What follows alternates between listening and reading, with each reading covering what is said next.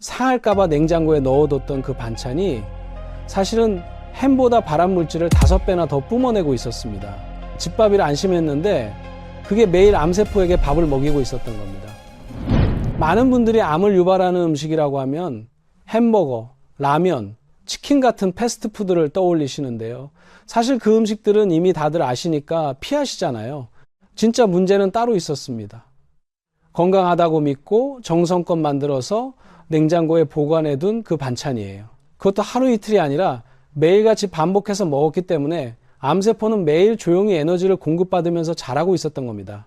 오늘 이 영상에서는 냉장고 속 발암 음식 3가지가 정확히 무엇인지, 왜 그 음식이 암세포를 키우는지, 그리고 반대로 암세포를 굶겨 죽이는 음식은 무엇인지 전부 말씀드리겠습니다. 본론으로 들어가기 전에 한 가지만 부탁드려도 될까요? 오늘 영상 끝까지 보시고 나서 댓글에 건강 2글자만 남겨주세요. 그 2글자가 오늘의 첫 번째 실천이 됩니다. 다음 영상 주제 정하는데도 큰 도움이 됩니다. 자, 그러면 지금 바로 시작합니다. 먼저 충격적인 사실 하나를 말씀드릴게요. 새 집 건너 한 집에는 암 환자가 있다는 말 들어보셨나요? 이게 과장이 아닙니다. 지금 우리 주변을 한번 둘러보세요. 친척 중에, 이웃 중에, 아니면 가까운 지인 중에 암 진단을 받은 분이 한 분쯤은 꼭 계시죠. 예전에는 암이라고 하면 정말 특별한 사람한테만 오는 병이라고 생각했어요. 그런데 지금은 아닙니다. 암은 이제 너무나 흔한 병이 되어버렸어요. 그런데 이상하지 않으세요? 우리 세대가 젊었을 때보다 지금이 훨씬 더 건강에 신경 쓰는 시대인데 왜 암은 오히려 더 늘어나는 걸까요? 건강정보도 넘쳐나고 건강식품도 넘쳐나고 병원도 곳곳에 있는데 말이에요. 그 이유가 바로 오늘 제가 말씀드릴 내용과 정확하게 연결됩니다. 우리가 암의 원인이라고 생각하는 음식들, 그러니까 패스트푸드, 인스턴트, 가공식품 이런 것들은 이미 다들 경계하고 피하시잖아요. 문제는 그 바깥에 있어요. 아무도 의심하지 않는 곳에 진짜 위험이 숨어 있었습니다. 바로 냉장고입니다. 정성껏 만들어서 냉장고에 보관해 두면 안전하다고 생각하시죠. 집밥이니까 믿을 수 있다고 생각하시죠. 그런데 오늘 제가 보여드릴 3가지 음식은 바로 그 냉장고 안에서 암세포를 키울 준비를 하고 있었습니다. 지금부터 하나씩 말씀드릴게요. 첫 번째는 고온에서 볶거나 튀긴 뒤 설탕, 물엿으로 코팅한 전분 음식입니다.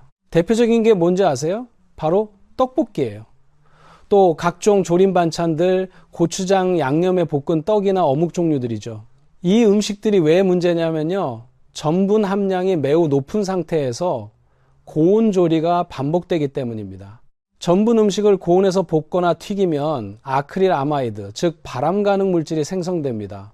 이게 무슨 말이냐면 탄 부분, 노릇하게 구워진 부분, 바삭하게 튀겨진 부분일수록 이 물질이 더 많이 만들어진다는 거예요.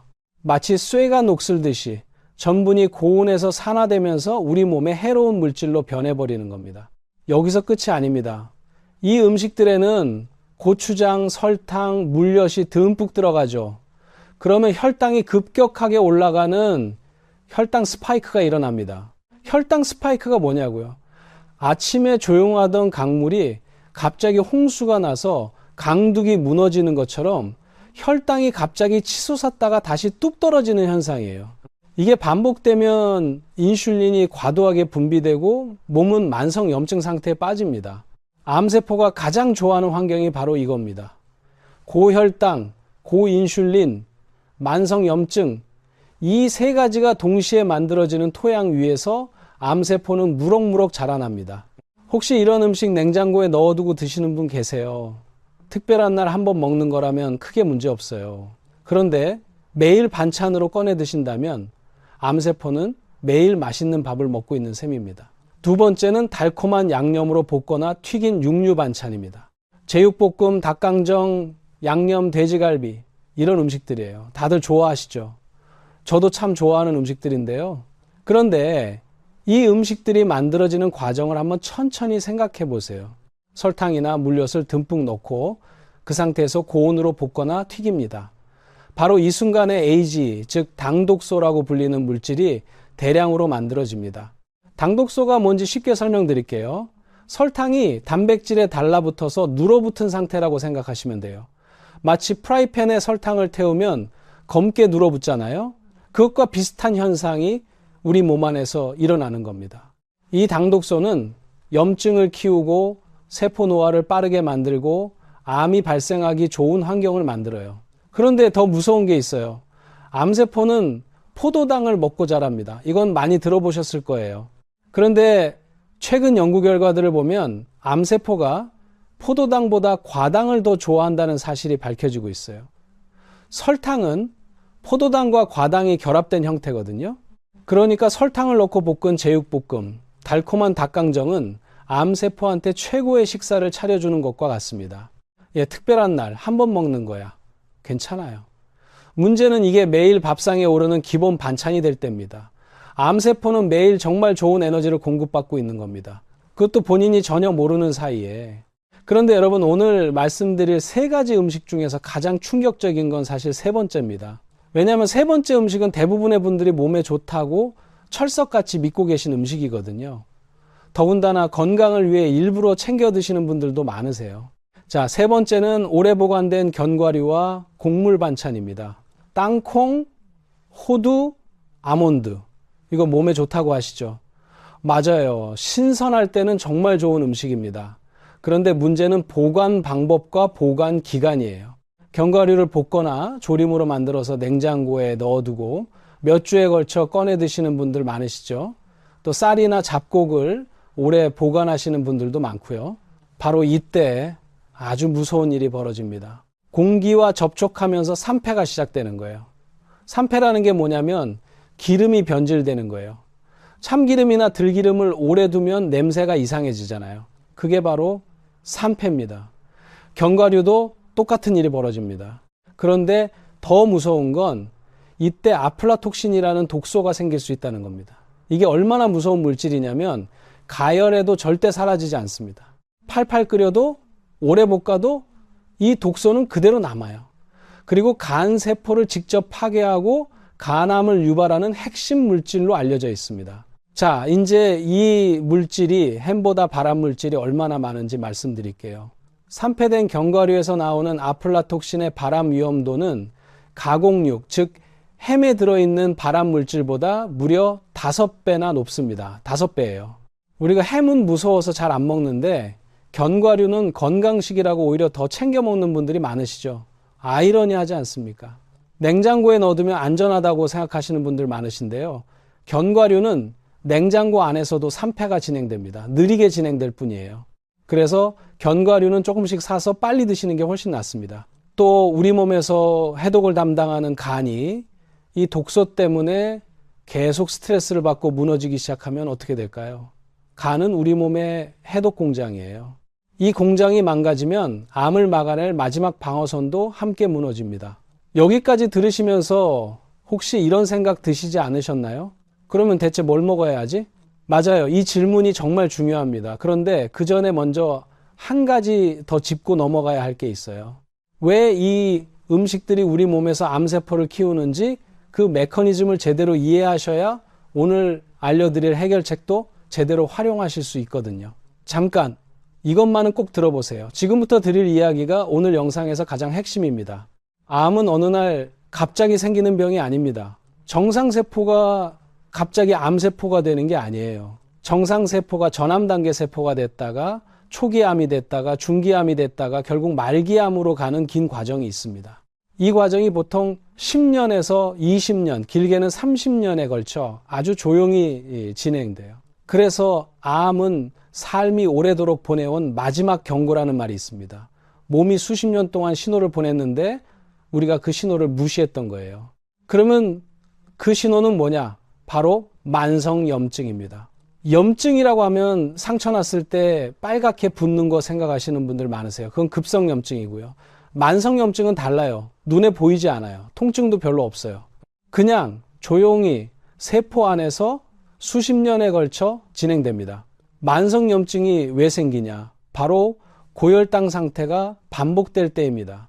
아까 말씀드린 세 가지 음식들, 설탕이 들어간 볶음 반찬들, 고온조리 전분 음식들, 이것들이 반복적으로 혈당을 올리면 인슐린이 계속 과도하게 분비됩니다.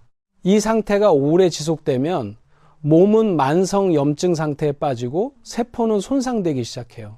손상된 세포는 정상적으로 교체되어야 하는데 그 교체 과정에서 오류가 생기기 시작합니다. 마치 오래된 복사기가 자꾸 오류를 내듯이 처음에는 작은 오류지만 수십 년이 지나면 그 오류가 쌓이고 쌓여서 결국 암세포가 만들어지는 거예요. 여기서 또 하나 중요한 게 있어요. 암세포가 자라려면 재료가 필요합니다. 새로운 세포를 만들어야 하니까요. 그 재료가 뭐냐면 단백질과 지방이에요. 세포는 단백질로 이루어져 있고 세포를 감싸는 세포막은 지방으로 이루어져 있거든요. 그래서 동물성 단백질과 동물성 지방을 많이 먹을수록 암세포는 자라기 좋은 재료를 계속 공급받는 겁니다. 고기를 열심히 먹으면 기운이 나는 건 사실이에요. 그런데 동시에 암세포도 기운이 나는 거예요. 그게 문제입니다. 그런데 이쯤에서 이런 생각 드시는 분들이 있을 거예요. 우리 부모님도 할머니, 할아버지도 평생 이런 음식 드셨는데 암 안 걸리신 분들 많았잖아요. 왜 요즘은 이렇게 암이 많이 생기는 걸까요? 크게 두 가지 이유입니다. 첫 번째는 지금 우리가 먹는 음식의 양이 훨씬 많아졌어요. 예전에는 귀했던 음식들이 지금은 넘쳐나죠. 설탕, 기름, 고기. 예전에는 명절 때나 먹을 수 있었던 음식들이 지금은 매일 밥상에 올라옵니다. 암은 결핍병이 아닙니다. 풍요병이에요. 너무 많이 먹어서 생기는 병이라는 거예요. 두 번째는 몸이 쉴 시간이 없어졌어요. 예전에는 배가 고프면 밥을 먹고 배가 부르면 먹지 않았죠. 자연스러운 공복 시간이 있었어요. 그런데 지금은 어떤가요? 새끼 밥에, 간식에, 야식에, 커피에 몸이 쉴 틈이 없습니다. 우리 몸에는 오토파지라는 자가 회복 시스템이 있어요. 오토파지, 즉 자가 포식이라고 하는 건데요. 쉽게 말하면 몸이 스스로 청소하는 시스템이에요. 손상된 세포를 정리하고 불필요한 단백질을 청소하고 세포를 새롭게 재생하는 거예요. 그런데 이 시스템은 언제 켜지냐면 먹지 않을 때만 켜집니다. 공복 상태일 때만 작동해요. 끊임없이 먹는 삶에서는 몸이 스스로 고칠 시간 자체가 없어지는 겁니다. 그래서 무엇을 먹느냐도 중요하지만 언제 먹고 언제 안 먹느냐도 똑같이 중요합니다. 자, 이제 정말 핵심적인 질문으로 넘어가 볼게요. 그럼 대체 암은 왜 나한테 왔을까? 왜 우리 가족한테는 암이 많은 걸까? 혹시 이게 유전 때문은 아닐까? 이런 생각 해보신 적 있으세요? 유전이라는 말, 참 무겁게 들리는 단어죠. 부모님이나 형제 중에 암 환자가 계시면 나도 언젠가는 걸리는 건 아닐까 하는 두려움 많이들 가지고 계실 거예요. 그런데 오늘 제가 그 두려움을 조금 덜어드리고 싶습니다. 과학적인 통계를 먼저 말씀드릴게요. 암 발생 원인에서 유전적 요인이 차지하는 비율이 얼마나 될 것 같으세요? 50%? 30%? 아닙니다. 연구 결과들을 보면 유전자만의 영향은 고작 5%에서 10% 정도밖에 안 됩니다. 나머지 90%에서 95%는 우리의 생활 환경, 그 중에서도 음식과 식습관이 원인이에요. 그러면 왜 가족 중에 암이 많으면 나도 걸릴 확률이 높다고 하는 걸까요? 가족들은 같은 음식을 먹거든요. 같은 조리 방법으로 만든 음식을 같이 먹고 같은 생활 패턴을 공유합니다. 운동을 많이 하는 집안은 다 같이 운동하고 TV만 보는 집안은 다 같이 TV만 봐요. 그러니까 가족력이 높아지는 건 유전자 때문이 아니라 같은 밥상, 같은 생활 습관 때문인 경우가 훨씬 많습니다. 이게 왜 희망적인 소식이냐면요. 유전자는 바꿀 수 없지만 생활 습관은 바꿀 수 있거든요. 오늘 당장 시작할 수 있어요. 후성 유전학이라는 분야가 있습니다. 어렵게 들리시죠? 쉽게 말하면 유전자는 타고나지만 그 유전자가 켜지고 꺼지는 건 내 생활 습관에 달려 있다는 연구 분야예요. 같은 암 유전자를 가지고 있어도 어떻게 사느냐에 따라 그 유전자가 발현되느냐 안 되느냐가 달라진다는 거예요. 그러니까 가족 중에 암이 있다고 해서 포기하실 필요가 전혀 없습니다. 오히려 더 철저하게 식습관을 관리하면 충분히 예방할 수 있어요. 아마 많은 분들이 공감하실 텐데요. 암 진단을 받고 나서야 비로소 먹는 것을 바꾸고 운동을 시작하고 스트레스 관리를 시작하시는 분들이 참 많습니다. 왜 진단 전에는 그렇게 못했을까 하고 후회하시는 분들도 많이 봤어요. 그게 참 안타깝습니다. 오늘 이 영상을 보고 계신 분들은 그러실 필요 없어요. 지금 이 순간부터 시작하시면 됩니다. 늦지 않았어요. 우리 몸은 생각보다 훨씬 회복력이 강합니다. 자, 이제 가장 중요한 내용으로 넘어갑니다. 지금까지는 무엇을 피해야 하는지 말씀드렸는데요. 이제부터는 무엇을 먹어야 암세포를 굶길 수 있는지 말씀드릴 차례입니다. 그런데 더 놀라운 건 뭔지 아세요? 암세포를 굶기는 음식이 따로 있는 게 아니에요. 우리 몸의 면역 시스템 자체를 강화시켜서 암세포가 자라지 못하는 환경을 만드는 음식들이 있습니다. 그게 뭔지 지금 바로 말씀드릴게요. 우리 몸에서 면역을 담당하는 곳이 어디일까요? 많은 분들이 면역이라고 하면 혈액 속 백혈구를 생각하시는데요. 맞아요. 백혈구도 중요합니다. 그런데 사실 우리 면역의 핵심은 두 곳이에요. 하나는 흉선이고 다른 하나는 장입니다. 흉선은 가슴 한가운데 있는 기관인데요. 젊었을 때는 면역세포를 활발하게 만들어내지만 나이가 들면 급격히 줄어들어요. 30세만 돼도 40%밖에 안 남고 50세가 되면 10%밖에 안 남습니다. 그러면 나이 들수록 면역은 어디서 만들어지냐? 바로 장입니다. 우리 장에는 수천 종류의 세균이 살고 있어요. 이걸 장내 미생물이라고 하는데요. 건강한 사람의 장에는 2,000종에서 3,000종의 균들이 살고 있어요. 그런데 암 환자분들의 장을 보면 이게 500종, 600종으로 뚝 떨어져 있어요. 도시에 사는 현대인들도 1,000종 정도밖에 안 됩니다. 장내 세균이 다양할수록 면역이 강해집니다. 이건 이제 의학계에서 확실하게 인정받고 있는 사실이에요. 그러면 장내 세균을 어떻게 다양하게 만드냐? 바로 다양한 음식을 먹는 거예요. 자, 이제부터 제가 직접 오랫동안 연구하고 환자분들께 권해드리면서 효과를 확인한 3가지 음식을 말씀드릴게요. 첫 번째는 야채 주스입니다. 야채 주스라고 하면 어떤 분들은 과일 주스랑 헷갈리시는데 완전히 다릅니다. 과일 주스는 당도가 높아서 오히려 혈당을 올려요. 제가 말씀드리는 건 다양한 야채를 갈아 만든 야채 주스예요. 핵심은 다양성입니다. 한두 가지 야채를 많이 먹는 것보다 30종, 60종의 야채를 조금씩 골고루 먹는 게 훨씬 중요합니다. 왜냐하면 야채마다 다른 종류의 세균이 붙어 있거든요. 다양한 야채를 먹을수록 장 속에 다양한 균이 자리를 잡고 면역이 강해지는 거예요. 넷플릭스 다큐멘터리 중에 건강을 해킹하다 장의 비밀이라는 작품이 있어요. 거기서도 60종 야채 스무디 이야기가 나옵니다. 세계적인 연구자들이 다양한 야채를 동시에 먹는 것이 장 건강을 회복시키는 핵심이라고 밝히고 있어요. 그런데 솔직히 말씀드리면 30종, 60종의 야채를 매일 직접 사서 씻고 갈아 드시는 건 현실적으로 쉽지 않죠. 장을 봐야 하고 손질해야 하고 매일 만드는 것 자체가 보통 일이 아니에요.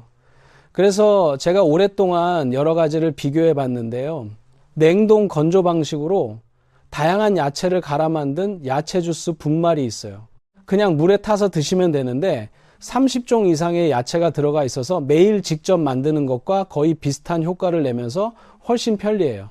물론 직접 신선한 야채를 갈아 드시는 게 가장 좋습니다. 그게 가능하신 분들은 꼭 그렇게 하세요.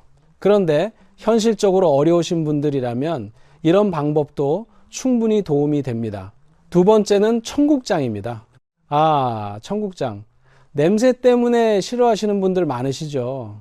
그런데 냄새만 참으시면 이것만큼 강력한 발효식품이 없어요. 청국장은 콩을 발효시킨 음식인데요. 이 발효 과정에서 나토키나제, 이소플라본, 유산균 같은 놀라운 성분들이 만들어집니다. 특히 장내 유익균을 늘리는 효과가 뛰어나고 면역력을 50%까지 높여준다는 연구 결과도 있어요. 그런데 청국장을 제대로 먹으려면 중요한 원칙이 있어요. 가열하면 살아있는 유익균이 죽습니다. 그래서 청국장찌개를 끓일 때는 반은 끓이고 나머지 반은 불을 끈 다음에 나중에 풀어서 생균 상태로 드셔야 해요. 그래야 장까지 살아있는 균이 도달합니다. 그런데 청국장도 매일 끓여 드시기가 쉽지 않죠. 냄새도 강하고. 그래서 청국장 가루 제품이 있어요. 청국장을 저온에서 건조해서 분말로 만든 건데요. 요구르트나 두유에 한 숟가락 넣어서 드시거나 물에 타서 드시면 됩니다. 냄새도 훨씬 덜하고 살아있는 균도 그대로 섭취할 수 있어요. 시중에 청국장 가루 제품들이 많은데요. 제가 중요하게 보는 것은 2가지예요. 저온 건조 방식인지 그리고 첨가물이 들어가 있지 않은지 이 2가지를 꼭 확인하고 고르세요. 세 번째는 저온압착 들기름입니다. 기름이 건강에 좋다고 하고 의아해 하시는 분들 계실 것 같아요. 그런데 기름도 종류에 따라 완전히 다릅니다. 세포를 한번 상상해 보세요. 세포는 세포막이라는 얇은 껍질로 둘러싸여 있는데요.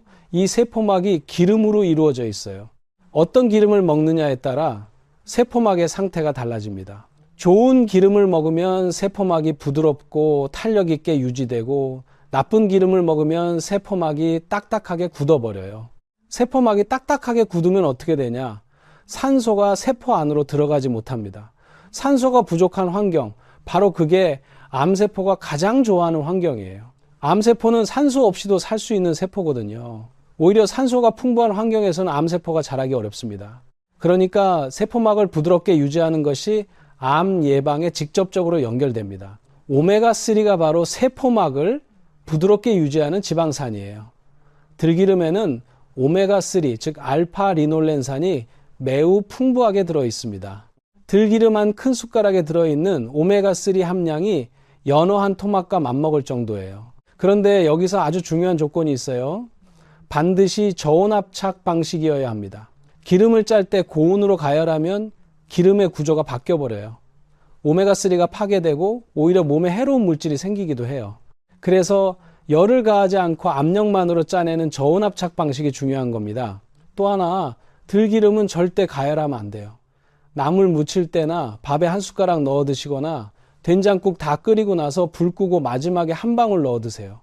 들기름을 가열하는 순간 오메가3가 파괴됩니다. 매일 작은 숟가락으로 한 숟가락 200ml 물에 한 꼬집 넣는 정도면 충분합니다. 이 작은 습관 하나가 세포막을 지키고 면역을 유지하고 암을 예방하는 데 큰 도움이 됩니다. 자, 세 가지 정리해 드릴게요. 야채 주스로 장내 세균을 다양하게 만들고, 청국장으로 면역균을 늘리고, 저온압착 들기름으로 세포막을 부드럽게 유지한다.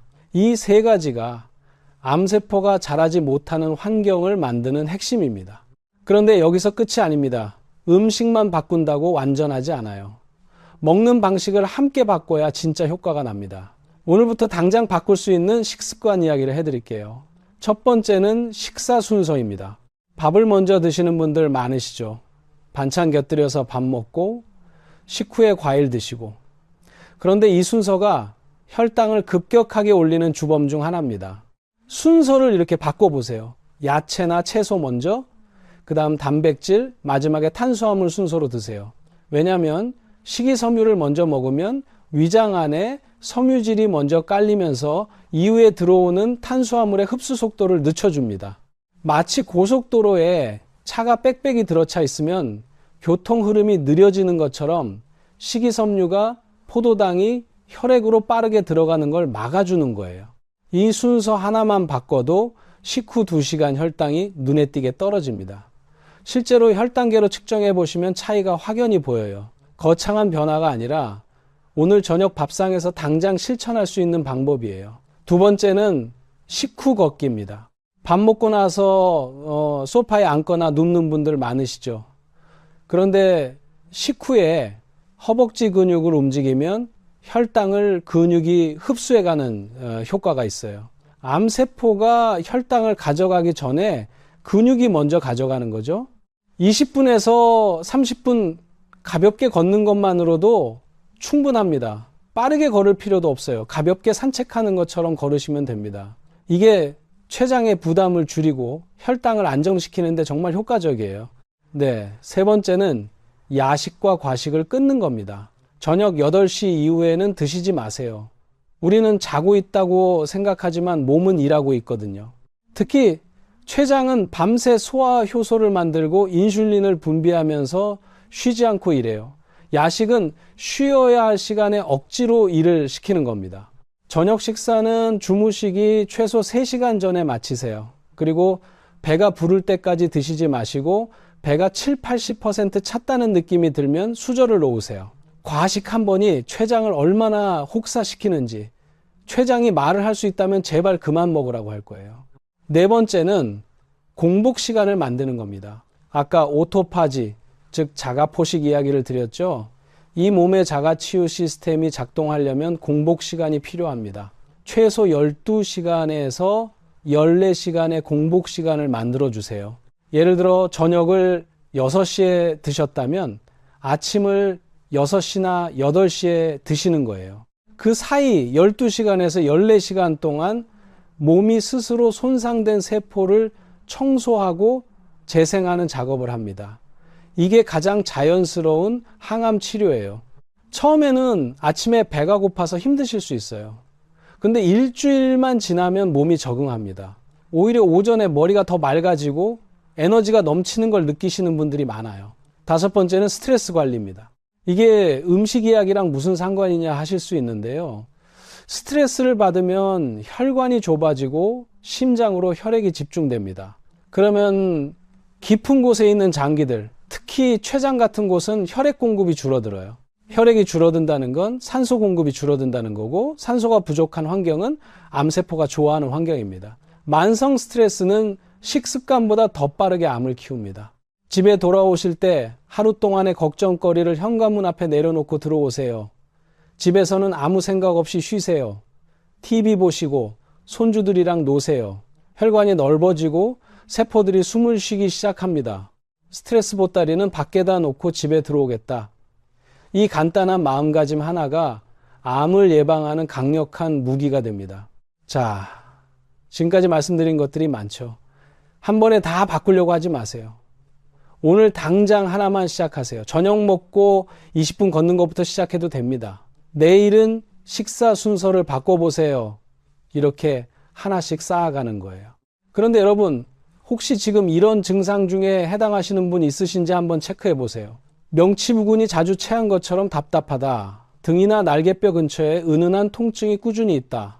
다이어트를 하지 않았는데 한 달 사이에 4, 5kg 이상 빠졌다. 소화가 잘 안 되고 설사나 변비가 반복된다. 변 색깔이 변하거나 변이 물에 뜬다. 피부나 눈이 노랗게 변하는 황달 증상이 있다. 이 6가지 중에서 2가지 이상 해당되고 이 주 이상 지속된다면 반드시 병원에 가셔야 합니다. 특히 초음파만으로는 확인이 어려울 수 있으니 CT, 즉 CT 촬영을 요청하세요. 이 증상들이 모두 다른 이유일 수도 있지만 조기에 발견하는 것이 생명을 지키는 가장 확실한 방법입니다. 초기에 발견하면 완치할 수 있어요. 실제로 1기에 발견하면 50%에 가까운 생존율을 보입니다. 반면 4기가 되면 2.4%로 뚝 떨어져요. 그 차이가 바로 얼마나 빨리 발견하느냐에 달려 있습니다. 자, 이제 마무리로 들어가 볼게요. 오늘 정말 많은 이야기를 드렸는데요. 오늘 말씀드린 것들을 짧게 정리해 드릴게요. 냉장고 속 발암 음식 3가지 기억하세요. 고온 조리 설탕 코팅 전분 음식, 달콤한 양념볶음 육류, 그리고 오래 보관된 견과류와 곡물 반찬. 이 3가지는 매일 드시면 암세포에게 매일 밥을 차려주는 것과 같습니다. 암은 유전이 아닙니다. 95%는 생활 습관입니다. 오늘 당장 바꿀 수 있어요. 그리고 암세포를 굶기는 3가지 음식 기억하세요. 다양한 야채 주스로 장내 세균을 살리고, 청국장으로 면역을 올리고, 저온 압착 들기름으로 세포막을 지키세요. 식사 순서를 야채 먼저로 바꾸고 식후에 20분 걷고 야식을 끊고 공복 시간을 만들어 주세요. 그리고 저녁에 집에 돌아오실 때는 걱정 보따리를 현관 밖에 내려놓으세요. 이것들이 거창한 것처럼 보이지만 사실은 모두 오늘부터 당장 시작할 수 있는 것들입니다. 비용도 들지 않아요. 새벽에 일어날 필요도 없어요. 힘든 운동을 할 필요도 없어요. 여러분, 우리 나이에 건강을 포기할 이유가 없습니다. 몸은 생각보다 훨씬 강하고 회복력이 있어요.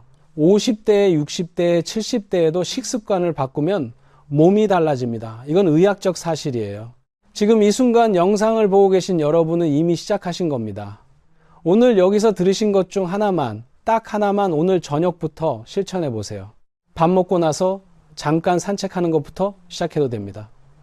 저녁 식사 때 야채를 먼저 드시는 것부터 시작해도 됩니다. 오늘 밤부터 야식을 끊는 것부터 시작해도 됩니다. 그 작은 시작이 여러분의 몸을 바꿔놓습니다. 오늘 영상이 도움이 되셨다면 댓글에 건강 2글자만 남겨주세요.